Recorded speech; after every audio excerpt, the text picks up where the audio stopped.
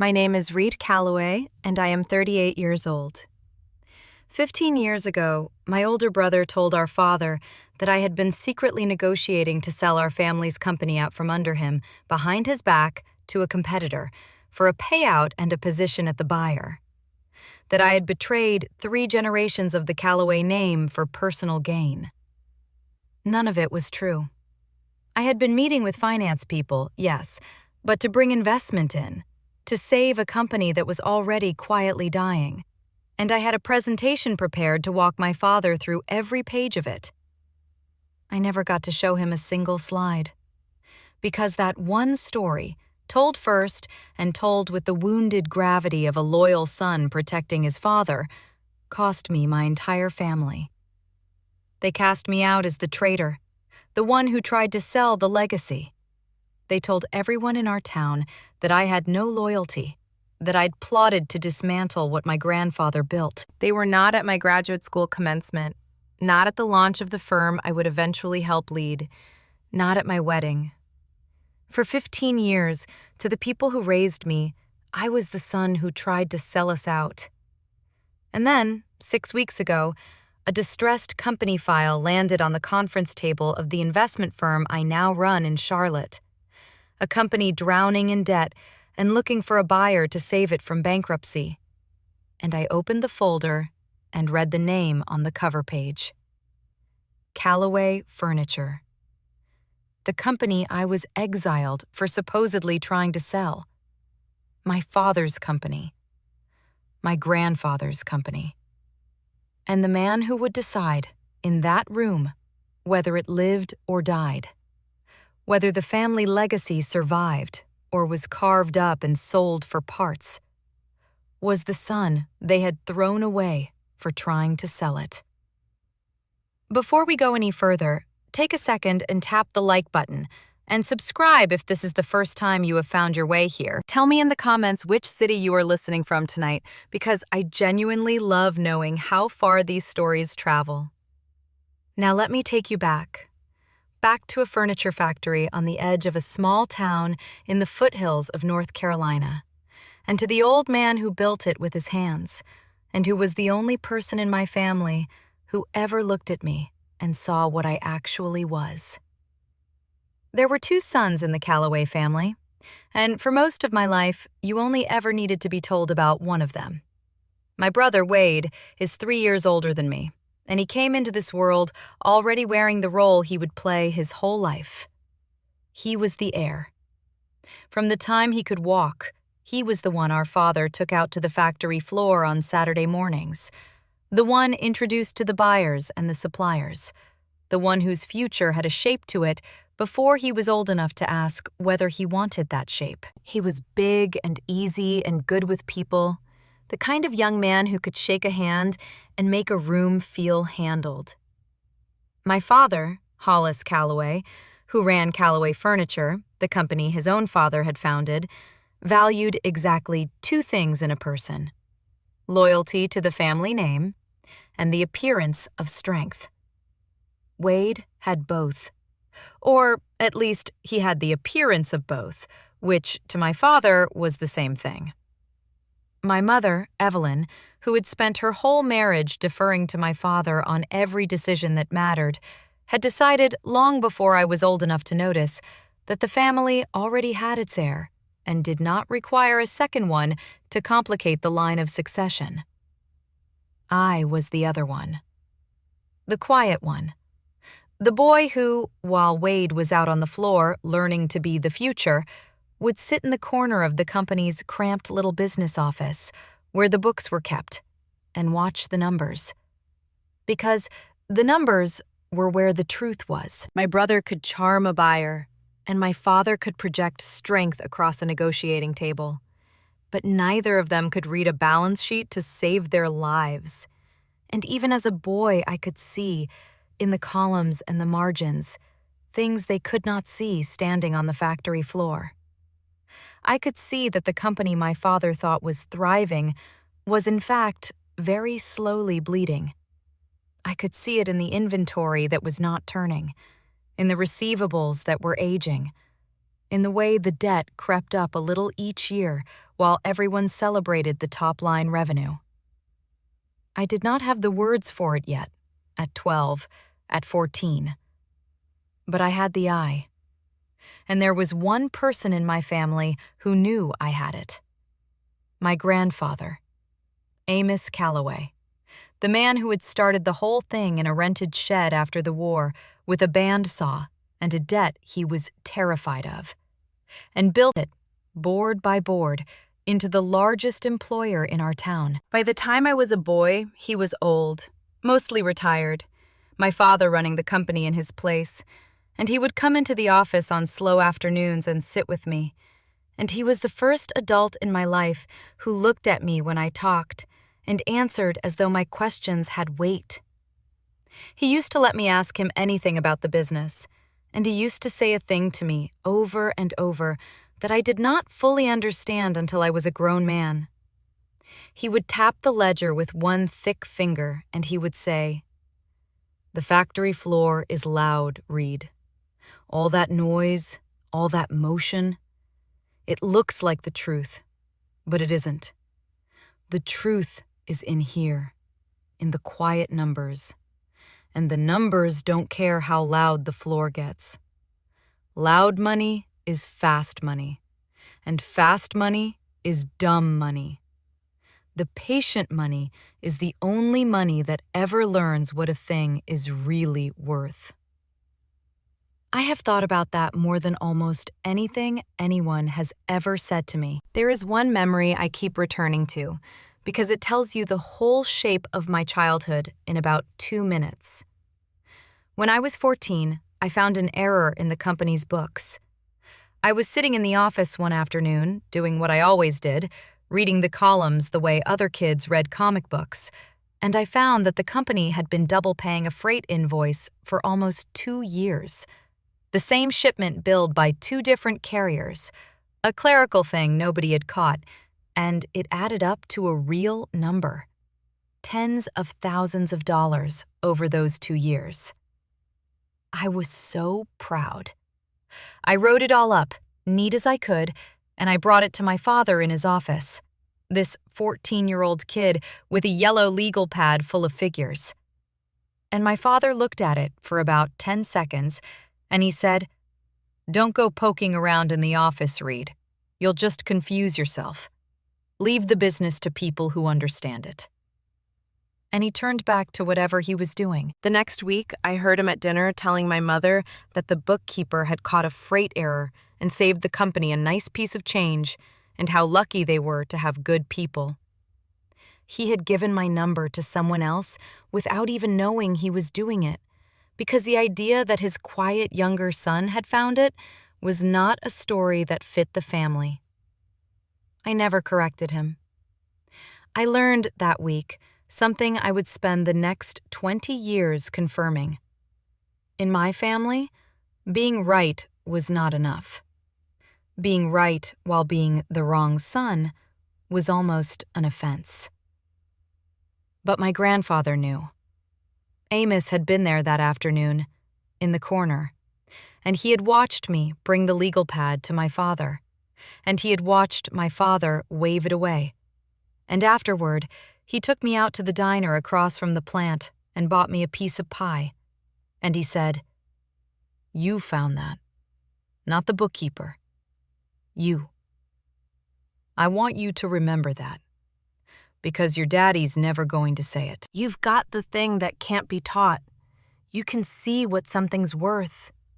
That's rarer than gold, son. And the people around you are going to spend their whole lives pretending you don't have it, because it scares them. Don't let them talk you out of it. Write down what you found today and keep it, because one day you're going to need to remember that you were already good before any of them noticed." I rode my bike home that evening, 14 years old, holding on to those words like a railing. I have kept that yellow legal pad to this day. It is in a drawer in my office. There is one more memory, because the second one matters as much as the first. When I was 17, I made it to the state finals of a business and finance competition, the kind where high school kids build mock companies and pitch them and analyze cases against a clock. And I won. First in the state. I built a financial turnaround plan for a fictional failing manufacturer, which, looking back, was the most honest thing I ever did at 17. Because, of course, I was really writing about Calloway Furniture. I just didn't say so.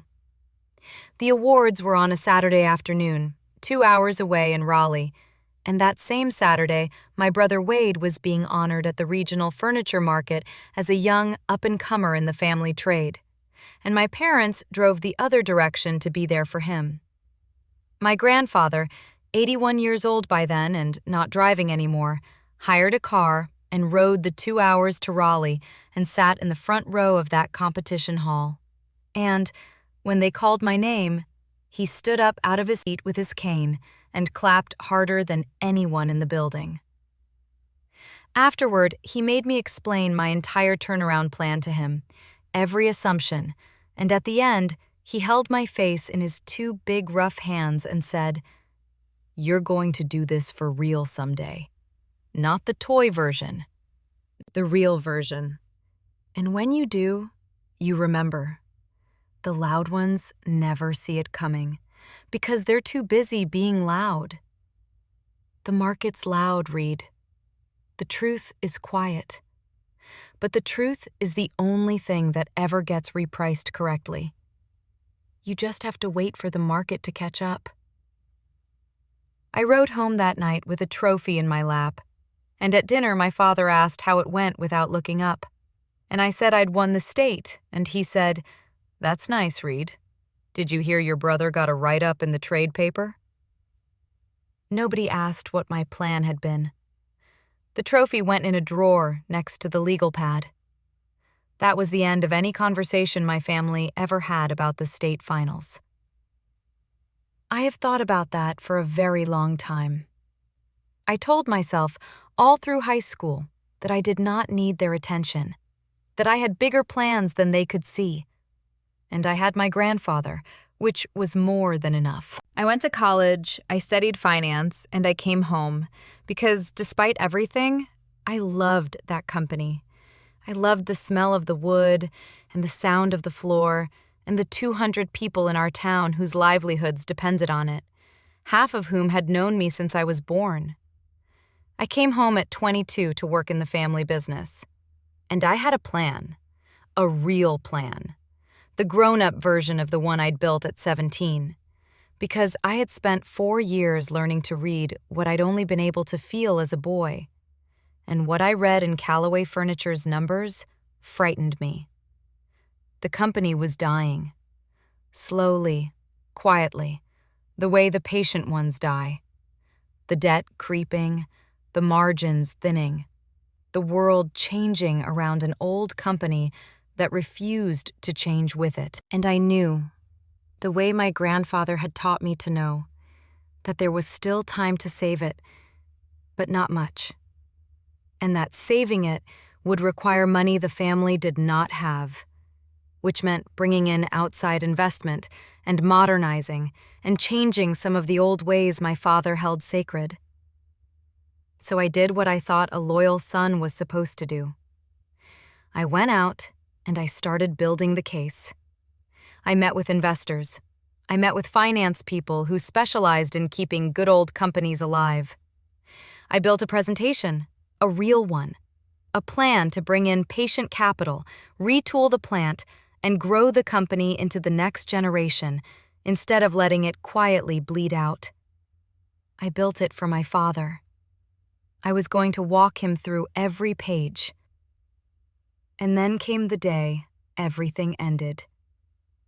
My brother Wade found out about the meetings, and Wade, who was being groomed to inherit a company he did not understand, who could not read the numbers and so did not know it was dying, who saw only that his quiet younger brother was suddenly meeting with outside money men, did the math that mattered to him. He understood that if I succeeded, if I brought in investment and saved the company, I would no longer be the spare. I would be the one who saw the danger and fixed it, and the line of succession he had counted on his whole life would be in question. And so he made the decision that defined both our lives.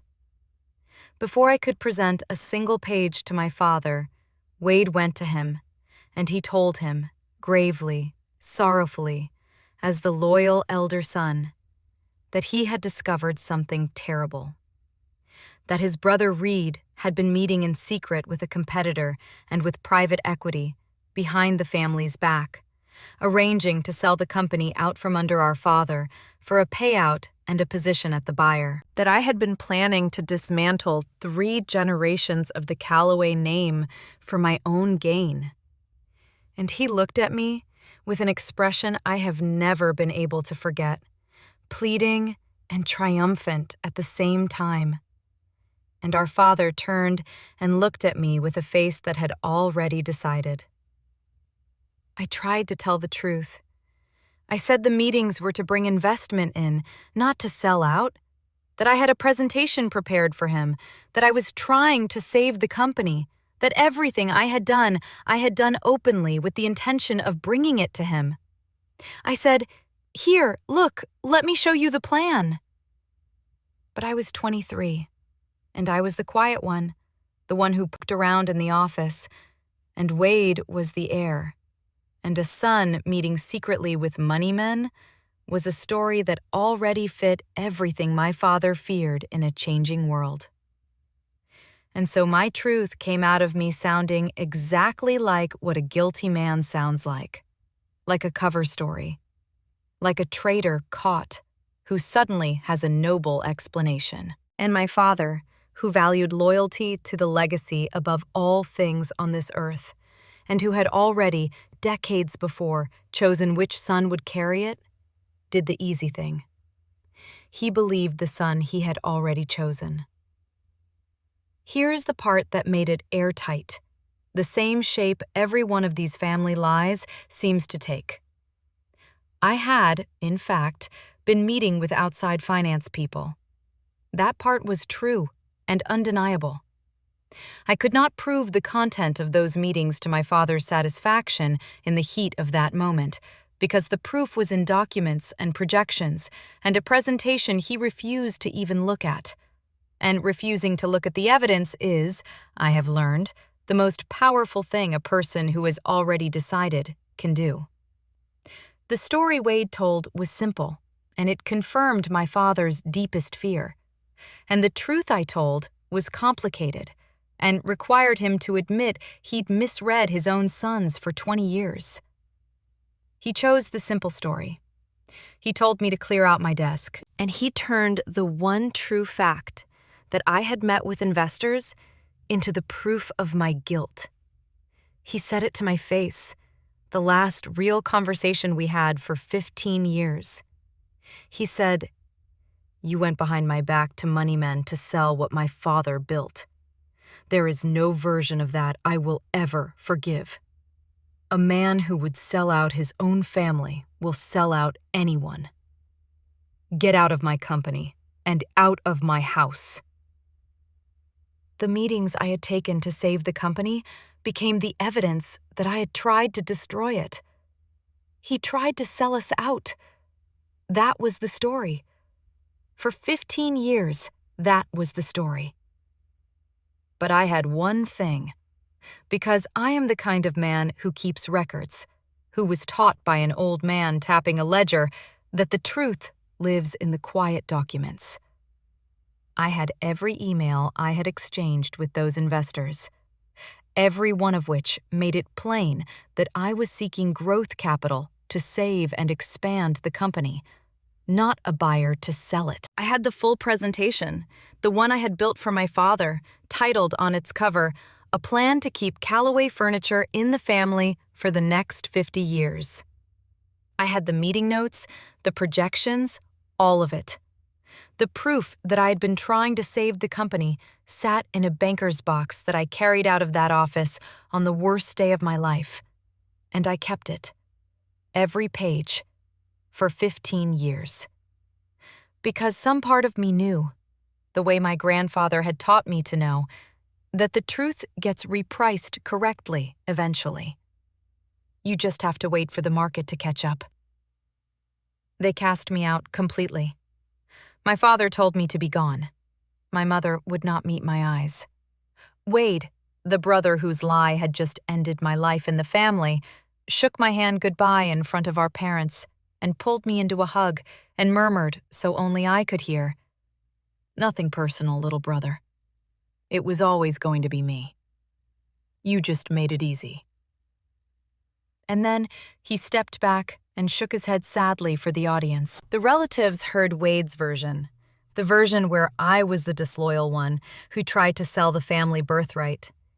And they treated me with the particular cold contempt people reserve for a traitor.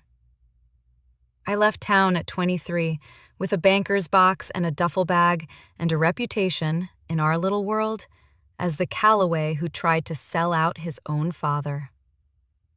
I did not go back. But here is what almost no one knew. There was one person at Calloway Furniture who never believed it. Her name was Dolores Pruitt, and she had been the company's controller, its bookkeeper, its keeper of the quiet numbers since the days my grandfather ran it.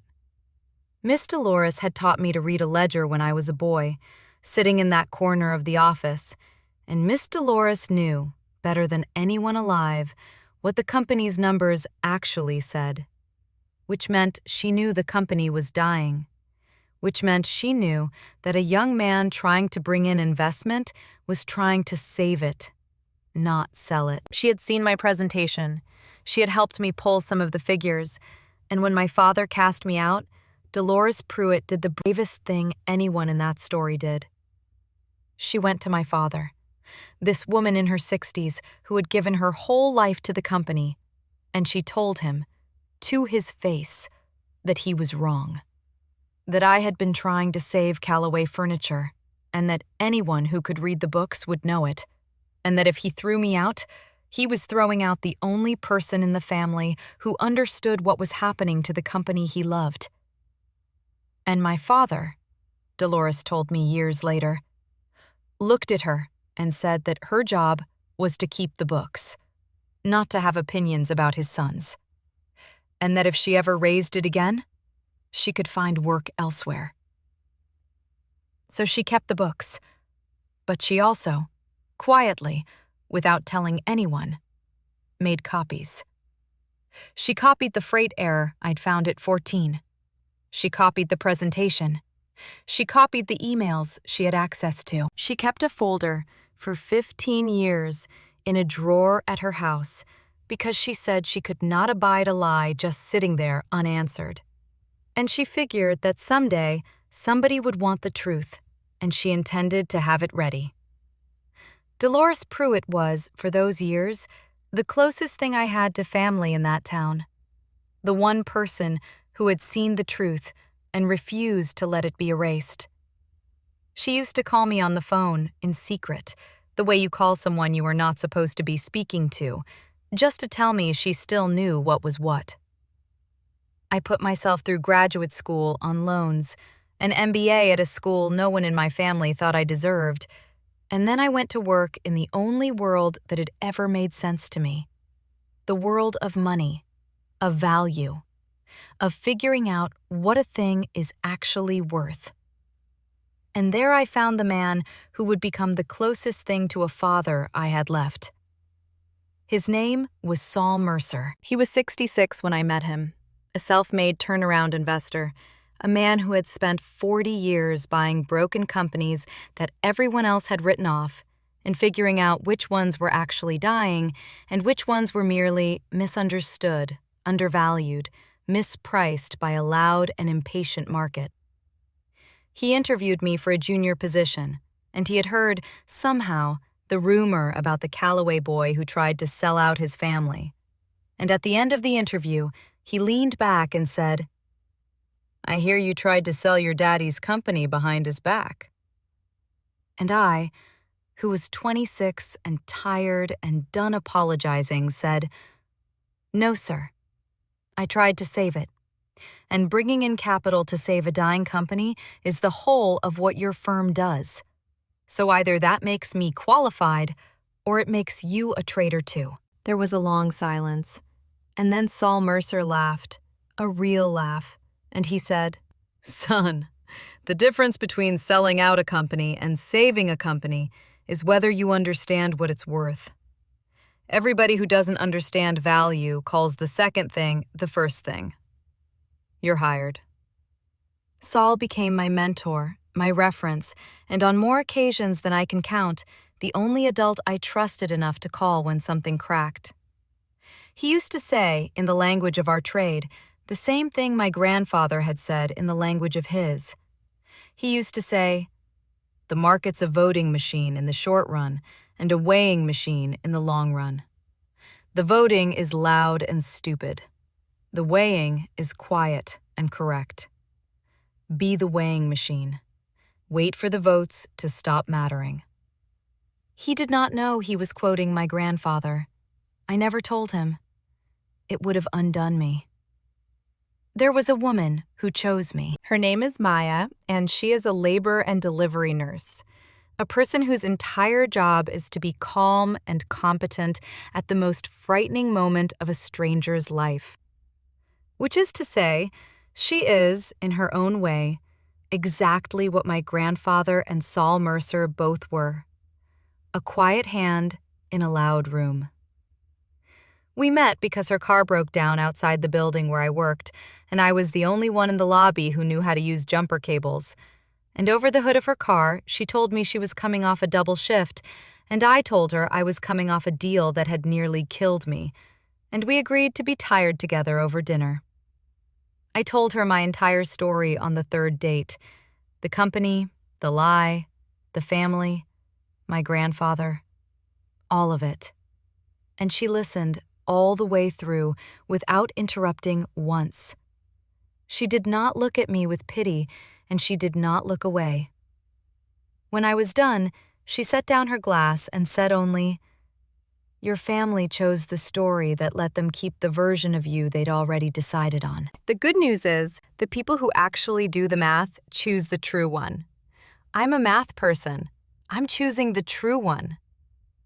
We were married 14 months later in a small ceremony in Saul Mercer's backyard, with Saul there and Dolores Pruitt there, who drove 4 hours and cried through the whole thing, and my grandfather there in spirit, because by then my grandfather was gone.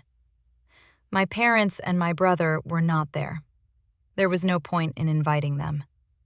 They believed I was a man who had tried to sell out his own father, and you do not invite that to a wedding. My grandfather died during my second year in finance. Amos Calloway, 90 years old, the man who built the company and was the only one in my family who ever saw what I was. And I was not allowed at the funeral. My father made it known that I would not be welcome, and I did not force it, because I would not turn the old man's burial into a scene. I grieved him alone, in a city 4 hours away, with Maya holding my hand. But 2 weeks after he died, a package arrived. It had been arranged through his lawyer against my father's knowledge, the way Dolores had kept her folder, the way the quiet ones in this story always found a way to route the truth around the loud ones. Inside was my grandfather's original bandsaw blade, the very first one, from the rented shed after the war, mounted on a piece of wood he had finished himself. The most sacred object in the entire family. The thing my father had always assumed would hang in his own office someday. Amos had left it to me. And a letter, in his shaking old hand. It said, "Read. I'm leaving you the blade because you're the only one who ever understood that the company was never the building or the name. It was the work, and the work is the truth. And you're the only one of them who can read the truth. Your father and your brother have the name. You have the thing the name was supposed to mean." I knew what happened. I knew the day it happened because I know which of my grandsons can read a ledger, and which one can only read a room. I told your father he was a fool. He told me I was an old man who didn't understand the modern world. I understand the only thing that's ever mattered, which is what a thing is worth. And I am telling you, on paper, so it can't be taken back. You were trying to save it, and they threw you out for it. And someday, the market is going to catch up to the truth, the way it always does. When it does, you do the right thing, not the angry thing. The angry thing is fast and loud. The right thing is patient. Be the patient money, and keep the blade sharp. I keep that letter framed in my office. I keep the blade on the wall above my desk. They're the first things I see every morning. Let me pause here for a moment. If you have ever lived in a family where the loud one's lie was somehow louder than your quiet truth, where the people who were supposed to know you best chose the simple story over the true one, drop a single word in the comments. Drop the word patient. And if you have a feeling about where this story is going, type the word repriced. Because what happened next is the part where the lie my brother told 15 years ago finally met the one thing it was never built to survive, which is the slow, quiet weighing machine of the truth, arriving on its own schedule, in a conference room, with my name on the door. The years passed, and I built a life that no one in my family knew anything about. Maya and I bought a house with a porch and a maple tree, and we have a daughter now, 4 years old, named after my grandmother's mother, and a dog named Ledger because Maya thought it was funny. I rose at Saul Mercer's firm, deal by deal, learning to be the weighing machine, learning to look at a company everyone else had written off and see the quiet truth of what it was actually worth, which companies were dying and which were merely mispriced. And when Saul retired 4 years ago, he did the thing that changed my life. He named me to lead the firm. The night he told me, he handed me a sealed envelope and said not to open it until the day I closed my first deal as the man in charge.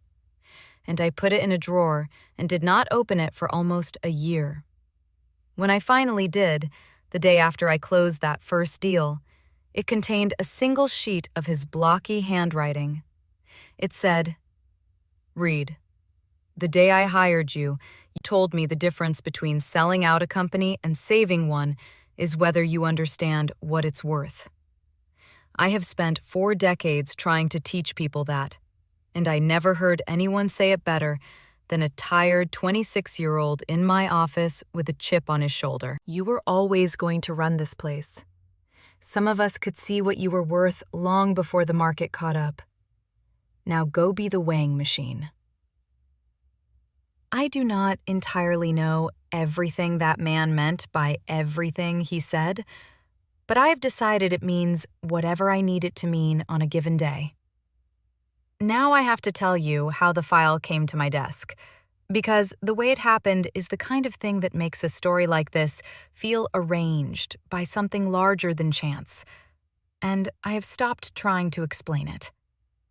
My family's company, Calloway Furniture, the company I was exiled for supposedly trying to sell, had spent the 15 years since my exile doing exactly what I had predicted and feared. It had died. Slowly, quietly, the way the patient ones die.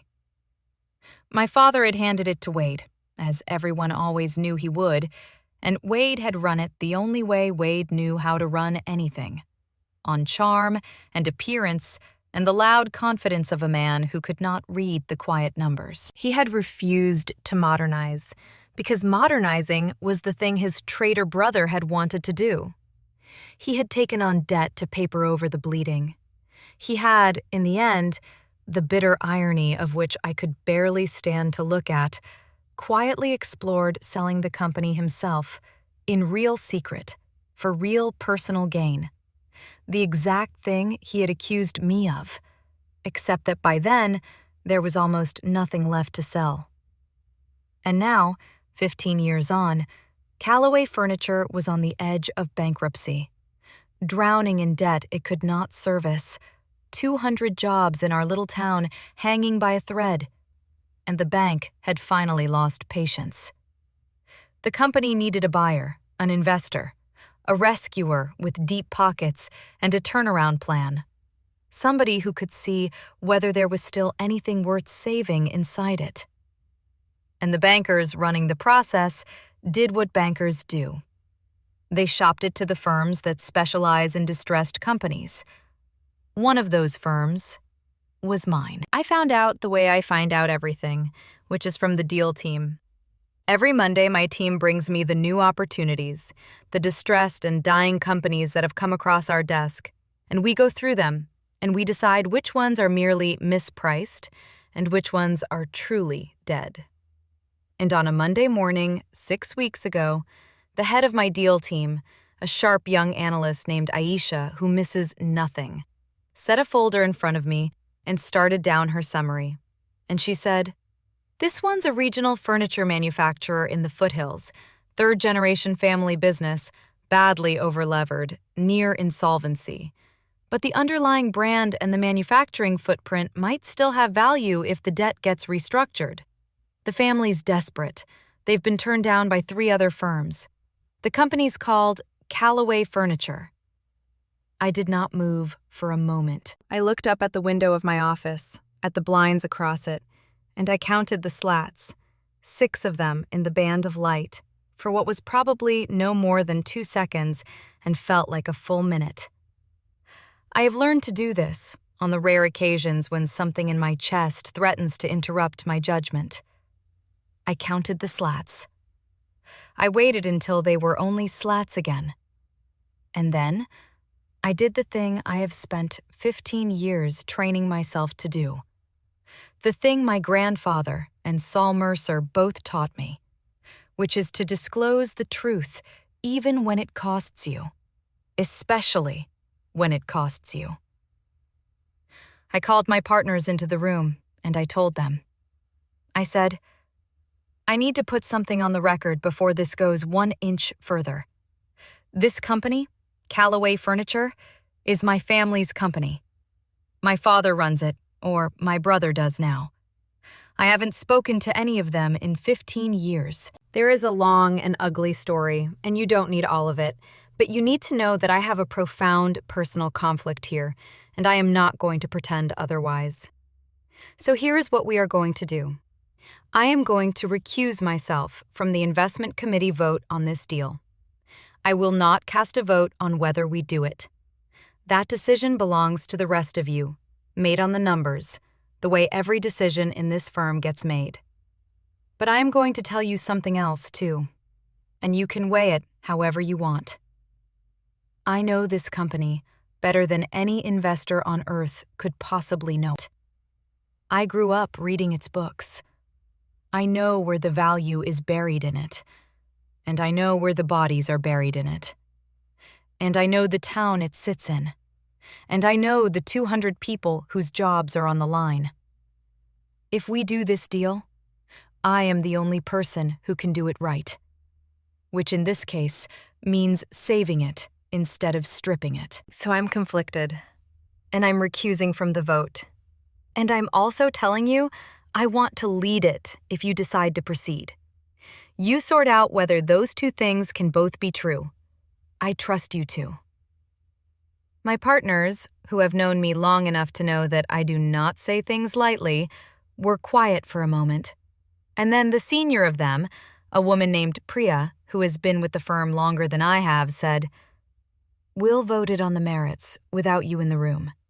And if it clears, it's yours to run. With guardrails."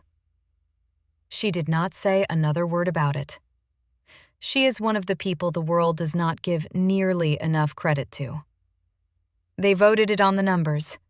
It cleared, narrowly, because the brand still had value and the plant was still sound, and the only thing truly broken was the balance sheet and the management, both of which a turnaround firm exists to fix. And so the deal was mine to run. which meant that the family who had thrown me away for trying to sell the company was about to walk into a room and discover that the only person on earth willing and able to save it was me.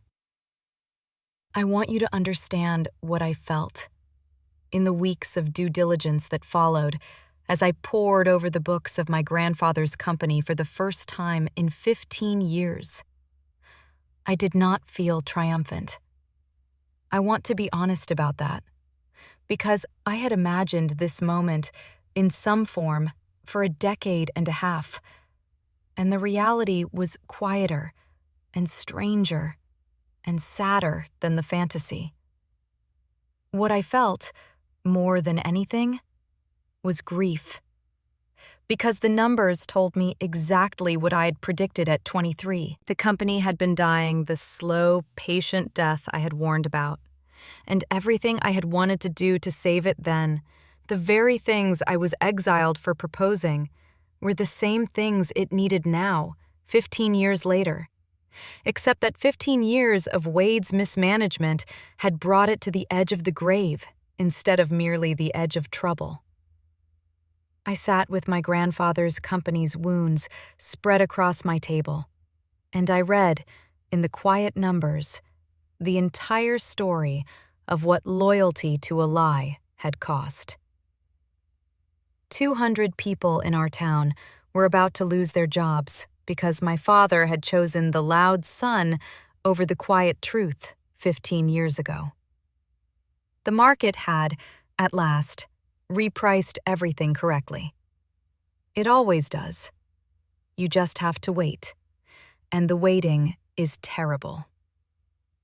The meeting was set for a Thursday afternoon in the main conference room of my firm in Charlotte. In a distressed deal like this one, before the final terms are set, the buyer meets the existing ownership to look them in the eye, to understand the business from the people who ran it, to decide whether there is anything left worth saving, and whether the people are part of the problem or part of the solution. The family was coming to pitch for their company's life. They knew only that they were meeting the firm that might rescue them, a firm called Cardinal Partners, led by a man whose name had not been given to them in advance, because in a process like this, the principals are often not named until the room. They had no idea. To my father, his traitor son Reed was somewhere out in the world, having long ago done whatever traitors do. It would not have occurred to him, not in 1,000 years, that the firm holding the fate of Calloway Furniture in its hands was led by the boy he threw out for trying to sell it. The irony was so complete that when I first understood it, sitting alone in my office the night before the meeting, I had to put my head down on my desk for a while. They arrived at 2 o'clock. My assistant brought them to the conference room, and I stood outside the door for a moment, in my suit, with my grandfather's letter in my breast pocket where I had put it that morning, and then I went in. My father was older than 15 years should account for. Stooped now, his hair white, his hands not quite steady. My mother beside him, smaller, grayer, and my brother Wade, thicker through the middle, his charm gone slack at the edges, the way charm does when the thing it was propping up has finally fallen down, dressed in a suit that was trying too hard. The suit of a man who had run a company into the ground and was here to ask strangers to save him. They were seated at the far end of the long table with their banker going over papers, and they did not look up immediately when I came in, because they were nervous, rehearsing, the way people rehearse when they are about to beg for their lives. And then my father looked up. I watched it happen across his face, the way I had once watched a man understand a balance sheet was telling him his company was dead, except slower and more terrible. First, the polite, anxious attention of a man about to meet the investor who held his fate. Then a flicker, a familiarity, a wrongness. And then the recognition arriving all at once, the color leaving his face, his hand going flat on the table as though the table had moved. He half rose out of his chair and then sat back down because his legs would not commit to either direction. My mother saw his face before she saw mine, and then she turned and saw me, and she made a sound I had never heard her make. And my brother Wade looked up last, and I watched him understand, faster than either of our parents, exactly who was standing at the head of the table, exactly whose firm this was, exactly which son held the company's life in his hands now. And I watched the blood go out of him, because Wade understood, before anyone else in the room, that the lie had finally met the one situation it could not survive. I did not say anything cruel. I had imagined 100 cruel and brilliant things over 15 years, and none of them came to me. Instead, I did my job. I sat down at the head of the table, and I opened my folder, and I said, in the calm, even voice I use in every deal, "Good afternoon. I'm Reed Calloway. I lead this firm. I understand we're here to talk about whether Calloway Furniture can be saved." And I let that hang in the air. My own name, my own family's name, in the same sentence, in the room I controlled, while my father stared at me as though I were a ghost who had come back not for revenge, but for an audit. Which, in a way, I had. What happened in that meeting over the next 2 hours, I will not recount in full, because most of it was business, and business is not why you are here. But I will tell you the shape of it. I ran the meeting the way I run every meeting, on the numbers, with total professionalism, and I asked the questions that had to be asked, and I made my father and my brother walk me through the slow death of my grandfather's company, year by year, decision by decision. And here is the thing about the quiet numbers, the thing my grandfather taught me at 14 and Saul Mercer confirmed for 40 years. They do not lie, and they cannot be charmed. My brother Wade, who had run this company on charm for 15 years, sat in that room and tried to charm me, tried to spin the story of the decline, tried to make it sound like market forces and bad luck. And I sat there with the books in front of me, and I dismantled every spin, gently, factually, line by line, because I could read what he could not, because I could see exactly which decisions had killed the company. And they were all his decisions. The refusals to modernize, the debt taken on to hide the bleeding, the very modernization he had refused precisely because his traitor brother had once proposed it. I did not have to accuse him of anything.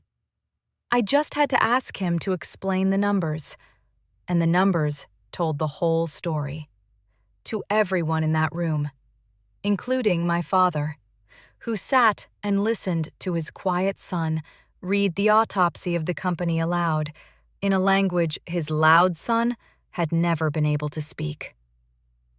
And then, near the end, I did the thing I had decided to do. I closed the folder, and I said, "Here is where we are. The company is insolvent. The equity is worthless.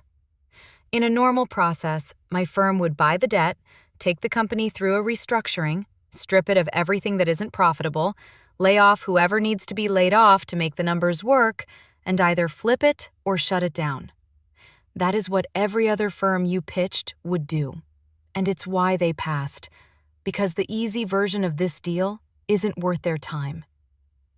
I looked down the table at my father, but I'm not going to do the easy version. I'm going to do the version that keeps the plant open and keeps the 200 people in that town employed. Because I grew up with those people. And because my grandfather built that company for them, not for the name on the door. I can save it. I'm one of the only people alive who can, because saving it requires someone who actually understands what it's worth. And you spent 15 years calling that understanding treason. I let that land. I'm going to make you an offer to save Calloway Furniture, but it's going to come with conditions, and the conditions are not negotiable. The room was silent.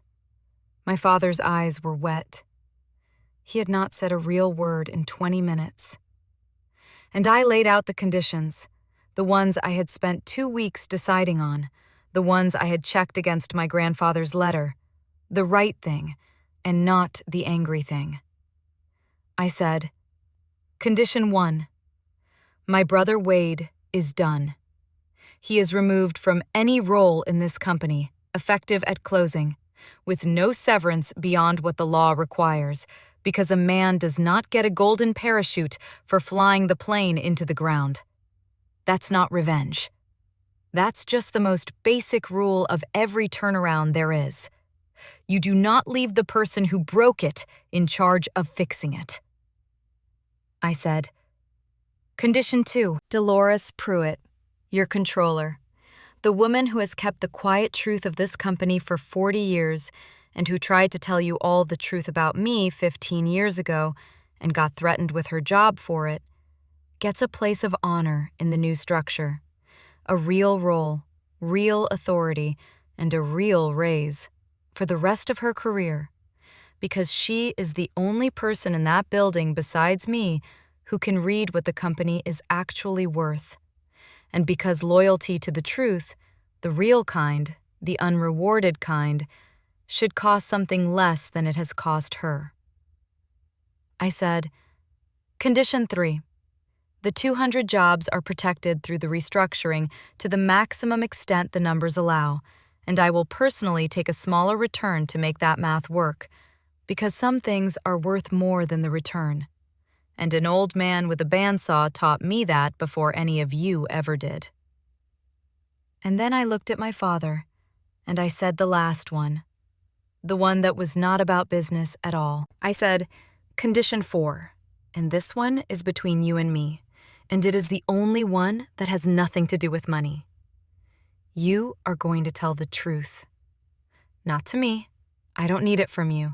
I've known what's true for 15 years, and so has the market by now. You are going to tell the truth to the family, to the town, to everyone who heard you call me a man who tried to sell out his own father. You're going to tell them I was trying to save the company. You're going to tell them which son was actually meeting with money men in secret for his own gain. Because we both know now that it wasn't me. It was the one who accused me of it. And you're going to clear Dolores Pruitt's name too, because she was right and you threatened her for it. That's the condition. Not because I need to be vindicated. I stopped needing that a long time ago. But because the truth is the only thing that ever gets repriced correctly, and I have waited 15 years for the market to catch up, and now it has, and you are going to market, out loud, in front of everyone, one time. My father put his face in his hands, and he wept. This hard old man who had spent his whole life on the appearance of strength. And through it, he said, Yes. God help me, yes. All of it. Yes. I did not stay for the rest. I had said what there was to say. I told them my team would handle the documentation, and I stood up, and I gathered my folder, and I walked toward the door of my own conference room. And as I reached it, my brother Wade, who had not spoken in nearly an hour, said, behind me, in a voice I had not heard since I was 23, Read. I stopped. I turned. And Wade looked at me. The company gone. The charm gone. The whole long con of his life collapsed in a single afternoon, and he said, Why are you saving it? After what I did. Why would you save it? And I looked at my brother, and I gave him the only answer that was true. I said, I'm not saving it for you, Wade. I'm not even saving it for Dad. I'm saving it because Granddad built it, and because 200 people in that town are going to make their mortgage payments next month, and because I'm the weighing machine, and the weighing machine doesn't get to be petty. You spent your whole life being the loud one, and the loud one always thinks the story is about who wins the room. It was never about the room. It was about the work. It was always about the work. And the work is mine now, the way it should have been all along. And I walked out, and I let the door swing shut behind me, and I did not look back. I did not seek them out. I went home that night to Maya and our daughter and Ledger the dog, and I sat on my own porch in the dark, and I shook a little, the way you do after the thing you waited 15 years for finally happens and turns out to be quieter than you imagined. And Maya sat with me and did not ask a single question for a long time. And when I finally talked, she listened the way she always listens, which is the way my grandfather once told me a real person listens, which is with her whole face. It was Dolores Pruitt who called me 2 days later with the story of what happened after they left my conference room. The meeting had broken something open in my father, the same way it had broken the lie. He had walked into that room expecting to beg strangers for his company's life, and he had discovered that the only person willing to save it was the son he had thrown away as a traitor, and that the son had not come for revenge. The son had come to save the workers and protect the loyal and tell the truth, which is the opposite of what a man who sells out his family does. The contradiction was more than the lie could hold. A disloyal son who tries to sell the company does not, 15 years later, take a smaller return out of his own pocket to keep the plant open. The two things cannot both be true. And once my father admitted one of them was false, he had to look at which one. He went to Wade. Dolores was not in that room, but the whole company felt the aftershock of it. My father confronted my brother with the only weapon that has ever mattered in our family: the quiet numbers, because I had laid them out on the table in front of everyone. And a man cannot unsee his own company's autopsy. And Wade, with the company gone and no audience left to charm, finally told the truth. Or as much of it as a man like Wade can tell. He admitted that I'd been trying to save the company, not sell it. He admitted that he had twisted my investor meetings into a betrayal because he was afraid.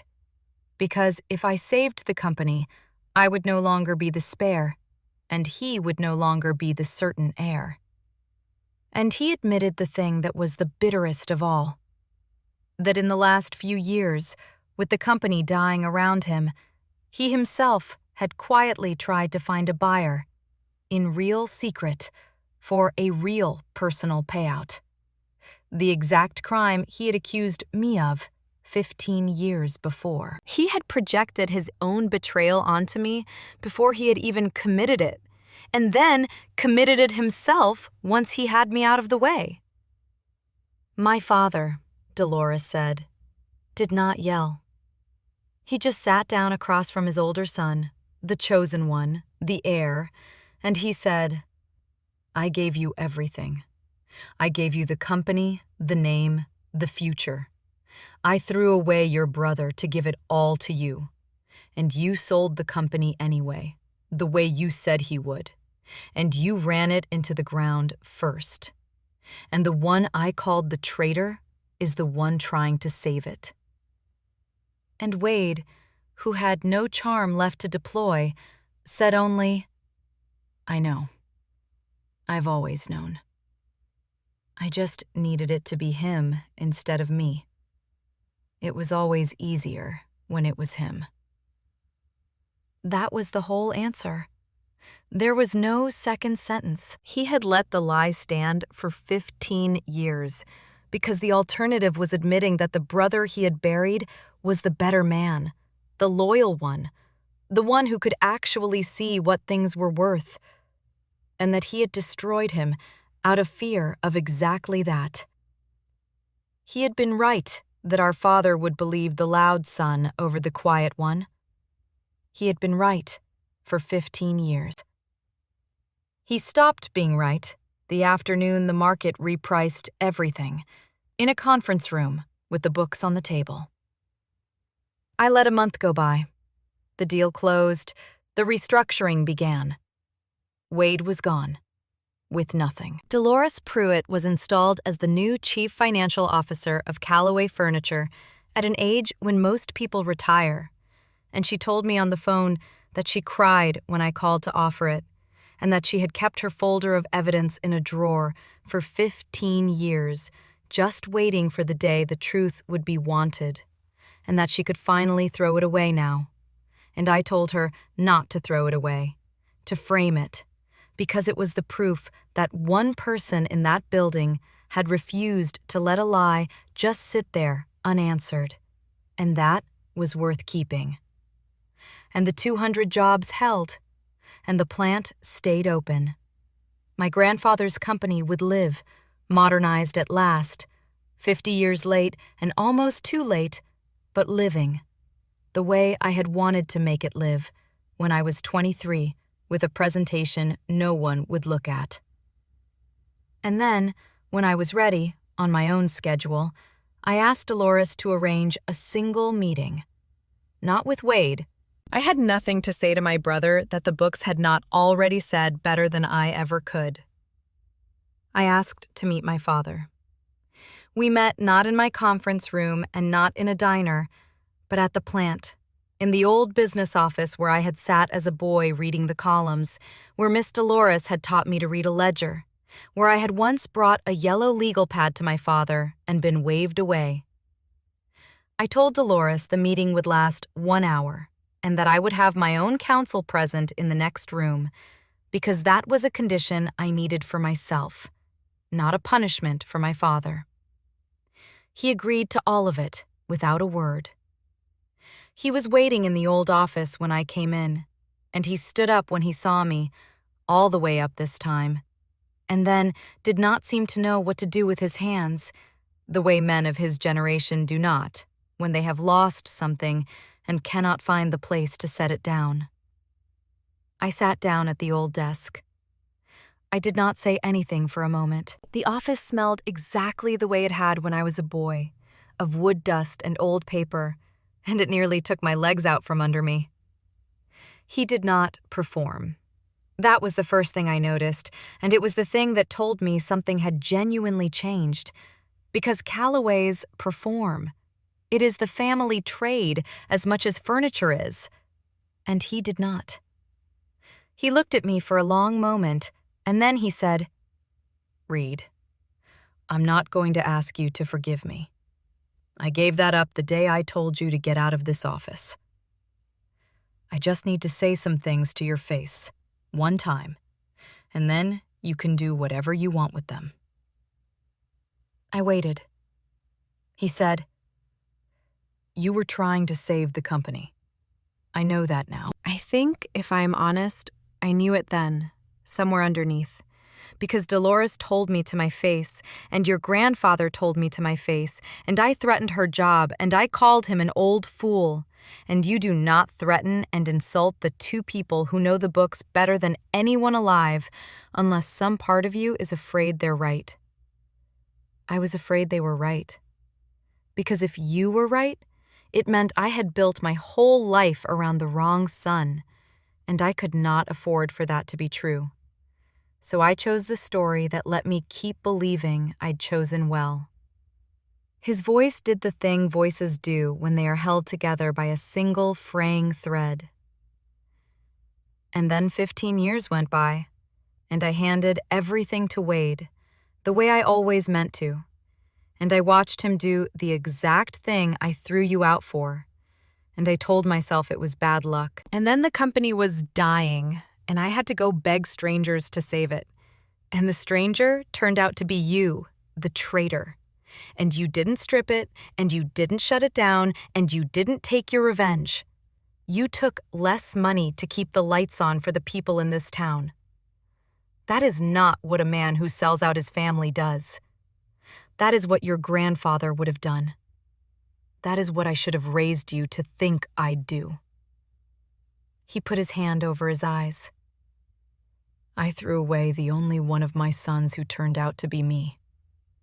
And I gave everything to the one who turned out to be the thing I was most afraid of." I did not say anything for a while. There are responses I had imagined giving for 15 years, in the dark hours when I let myself imagine this conversation. None of them came to me. Instead, I said the only thing that was true. I said, "Dad, I had a presentation. I built it for you. It was titled, 'A Plan to Keep Calloway Furniture in the Family for the Next 50 Years.' I tried to show it to you that day, and you wouldn't look at it. You didn't lack the truth. The truth was in a banker's box I carried out of this office, and it was in Dolores's filing cabinet, and it was on my grandfather's lips, and you refused to look at any of it, because looking at it would have cost you your comfortable story. And I need you to understand that I have spent 15 years becoming a man whose entire profession is the difference between not having the truth and refusing to look at it. The first one is ignorance. The second one is a choice. You made the choice. Every day for 15 years. He nodded. He did not defend himself. He said, "You're right. That's exactly right." I said, "Here is where we are. I'm not in a hurry and I'm not angry, which I think will surprise you.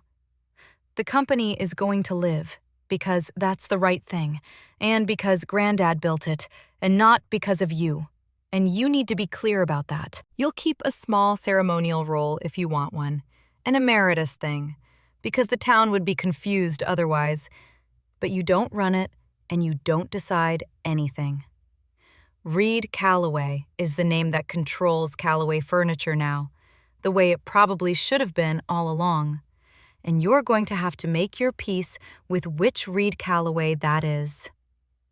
He almost smiled, through the tears, and said, "It's the right one. It always was."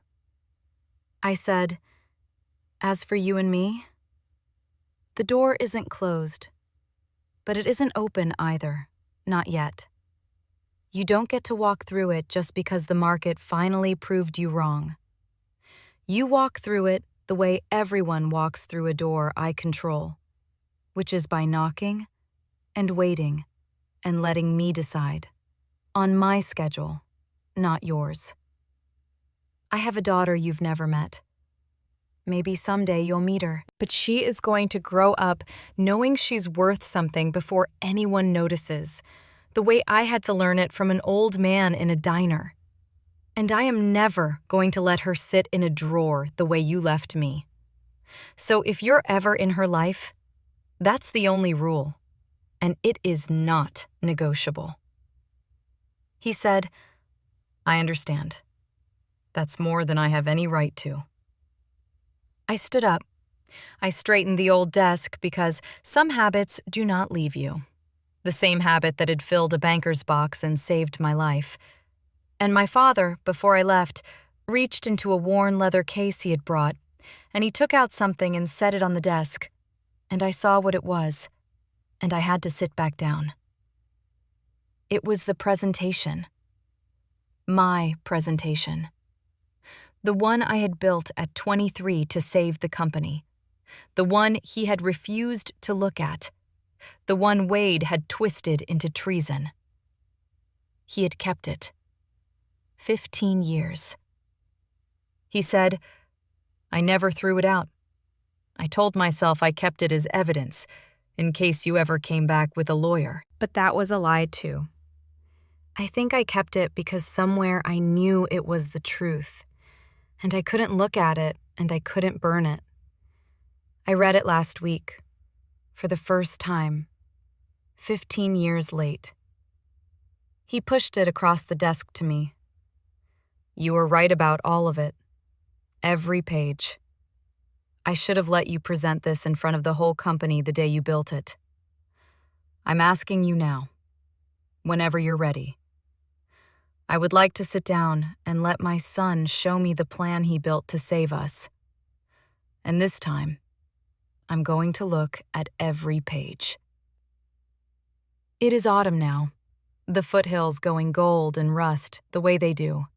The way they did the year I was 17 and rode home from Raleigh with a trophy no one asked about. Maya is in the kitchen, and our daughter is building a city out of wooden blocks on the floor. Blocks that came, as it happens, from Calloway Furniture's scrap bin, sent up by Dolores. And Ledger the dog is asleep across my feet. And I am writing this in my office, where my grandfather's bandsaw blade hangs on the wall above his framed letter, beside a third thing that arrived in the mail 2 weeks ago. It came in a flat envelope with no return address, but I recognized the handwriting. Inside was a photograph I had never seen. It is a photograph of a 17-year-old boy at a competition table in a hotel ballroom in Raleigh, holding a trophy, mid-explanation, one hand raised over a poster board covered in figures, in a borrowed blazer. I had no idea anyone had taken it. My grandfather must have, from the front row, and given it to my father, who said, "That's nice," and asked about the trade paper. It is slightly out of focus, and on the back, in my father's handwriting, it says the name of the turnaround plan I won the state with that day. The fictional failing manufacturer that was really us. And then a few more words. Your grandfather took this. He told me my boy had just done something he'd been trying to do his whole life. See what a dying thing is really worth and how to save it. I told him not to make a fuss. I should have driven to Raleigh and put this photograph up in the lobby of the plant for everyone to see. I should have asked you, 20 years ago, to explain it to me. I'm asking now. There is no signature. I have not yet replied. I will. I have not decided how. Maybe a letter. Maybe a phone call. Maybe, someday, a single meeting in the old business office at the plant, where I will pull up the presentation I built at 23 on a screen, and my father will sit beside me, and I will walk him through every page, and this time he will look at every one. I have not decided. I have time. For the first time in a very long time, I have time. If you have been listening to all of this and any part of it has felt like your own life, I want you to hear one thing before I let you go. The market is loud, and families are loud, and the loud voice is almost never the one telling the truth. The truth tends to be quiet. It tends to be in the columns, in the documents, in the things no one wants to look at, on the lips of an old man in a diner and an old woman keeping a folder in a drawer for 15 years. And for a while, the loud voice wins. It gets the company, the name, the future, the benefit of the doubt. But the truth has a patience the noise does not have. Because the truth is the only thing that ever gets repriced correctly. The market is a voting machine in the short run, and the votes are loud and stupid, and they go to the charming one. But the market is a weighing machine in the long run, and the weighing is quiet, and it is merciless, and it does not care who won the room 15 years ago. Sooner or later, everything gets weighed. Sooner or later, the price corrects. I never wanted revenge on my father or on my brother. I became, instead, a man who did not need it. A man who could afford to be the weighing machine instead of the voting machine, which is the only real power there is, I built a life that did not require their belief in order to be worth something. And I let the truth take all the time it needed to be repriced. And when the repricing came, it came in a conference room, in the one situation my family could not argue with, because you cannot charm a balance sheet, and you cannot spin your way out of insolvency. And when the company my father threw me out for trying to sell finally needed someone to save it, there was only one person on earth willing and able. And it was the son he threw away. If you are waiting for your family to finally see your worth, please, I am asking you, do not wait. See it yourself first. Build the life that is yours and put your own name on the door. Be the patient money. Be the weighing machine. Keep your records, keep your receipts, keep the proof in a banker's box if you have to. Because the truth gets repriced correctly eventually.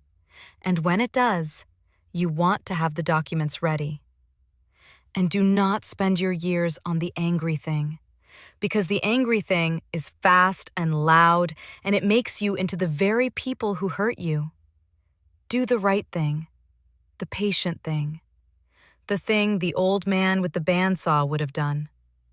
And if one day the people who undervalued you find their way back to the door of the life you built and need something from you, do not slam the door and do not throw it open.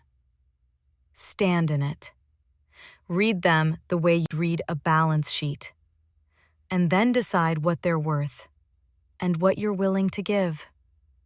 The decision is yours. It was always yours. They simply spent a very long time hoping you'd never figure out that the boy reading the quiet numbers in the corner was the only one in the whole family who could see what everything was actually worth. My name is Reed Calloway. I am 38 years old. I lead a firm that decides what dying things are worth and which of them can be saved. I am married to a woman who did the math and chose the true story when the easy one was right there. I am the friend of a woman who kept a folder of the truth in a drawer for 15 years because she could not abide a lie sitting unanswered. I was the protege of a man who told me the difference between selling out a company and saving one is whether you understand what it's worth. And I am the grandson of a man who built a company in a rented shed and who took me to a diner when I was 14 and told me I could see what things were worth, and that the people around me would spend their lives pretending I couldn't because it scared them. There is a photograph on my desk now of a boy at a competition table with a trophy and a poster board full of figures, certain in that moment that no one in his family was watching him do the thing he was born to do. It turns out one of them was watching, from the front row, and went home and told the others and was told not to make a fuss. It just took 20 years and the slow ruin of everything they chose over me, and a company on the edge of the grave, for the other one to understand that some things are worth driving to Raleigh for, and that the boy reading the quiet numbers in the corner had been telling them the truth about what everything was worth the entire time. I am not yet sure what I am going to do with that photograph, but I have, at last, the rest of my life to decide.